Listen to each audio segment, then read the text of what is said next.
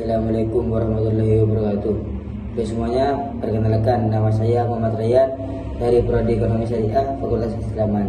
Di sini hari ini kita akan membahas topik yang sangat penting, yaitu implikasi ekonomi dan sosial dari UKT yang tinggi terhadap akses pendidikan tinggi di Indonesia.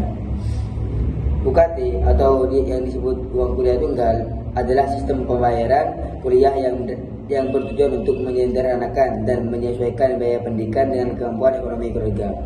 Konsepnya, semakin tinggi penghasilan orang tua, semakin besar UKT yang dibayar. Namun, realitanya banyak mahasiswa dan keluarga yang merasa terbebani oleh biaya UKT yang tinggi. Bayangkan, keluarga dengan penghasilan pas-pasan harus mengalokasikan sebagian besar pendapatannya untuk membayar biaya kuliah. Ini bisa membuat kehidupan sehari-hari menjadi sangat sulit dan menekan ekonomi keluarga. Banyak dari kita mahasiswa merasakan dampak langsung dari kondisi ini. Akibat dari tingginya UKT, banyak mahasiswa yang harus bekerja baru untuk membantu membayar biaya kuliah. Mungkin tidak mandiri, tapi kenyataannya hal ini seringkali terdampak negatif pada prestasi akademik.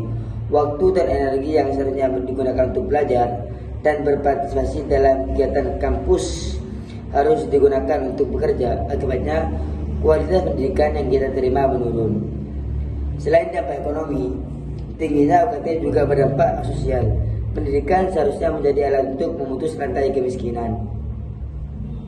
Namun, biaya yang tinggi malah membuat akses pendidikan tinggi menjadi semakin sulit bagi mereka yang kurang mampu. Akibatnya, kesenjangan sosial semakin melebar dan kesempatan untuk memperbaiki taraf hidup menjadi lebih terbatas. Data menunjukkan bahwa berpartisipasi pendidikan yang tinggi di Indonesia masih rendah dibandingkan dengan negara lain di Asia Tenggara. Salah satu penyebab utama adalah biaya kuliah yang tinggi. Ini adalah masalah serius yang perlu segera diatasi oleh pemerintah dan memangku kepentingan pendidikan. Polemik UKT harus segera diakhiri. Kenaikan UKT secara serempak di berbagai perguruan tinggi di Indonesia memang menunjukkan upaya untuk menjaga kualitas pendidikan tinggi. Namun, dampaknya terhadap mahasiswa dan orang tua perlu diperhatikan dengan seksama. Penting bagi pemerintah, perguruan tinggi, dan masyarakat untuk bekerjasama dalam menciptakan solusi yang adil dan berkelanjutan guna menjaga aksesibilitas dan kualitas pendidikan tinggi di Indonesia. Alasan beberapa kampus menaikkan UKT juga seragam bahwa hal ini sejalan dengan Permendikbud nomor 2 tahun 2024. Walaupun karenanya menyasar anak-anak orang mampu, namun nyatanya demo yang dilakukan oleh mahasiswa kebanyakan dilakukan oleh golongan tidak mampu. Sebab jika mampu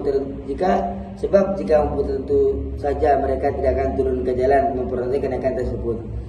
Pihak kampus mungkin merasa tidak salah atas hitungan mereka. Namun bagaimana para mahasiswa yang mengetahui kondisi finansial keluarga mereka adalah mereka sendiri. Kemudian, kenaikan UKT yang signifikan tersebut apakah sudah ada jaminan dari pihak kampus akan dibarengi dengan peningkatan mutu dan kualitas kuliah serta kelulusan?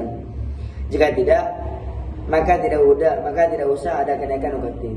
Sebab hanya menambah derita mahasiswa dan keluarganya yang belum tentu mampu, namun dicap mampu oleh kampus akibat yang mereka tetapkan sendiri. Lalu, apa yang kita bisa lakukan? Pertama, pemerintah perlu meninjau kembali kebijakan UKT dan memastikan bahwa sistem ini benar-benar adil dan terjangkau bagi semua lapisan masyarakat. Kedua, lebih banyak beasiswa dan bantuan pendidikan harus disediakan untuk mahasiswa yang membutuhkan. Ketiga, perguruan tinggi perlu bekerja keras sama dengan industri tinggi sektor swasta untuk menyediakan lebih banyak pekerjaan paruh waktu yang tidak mengganggu studi mahasiswa.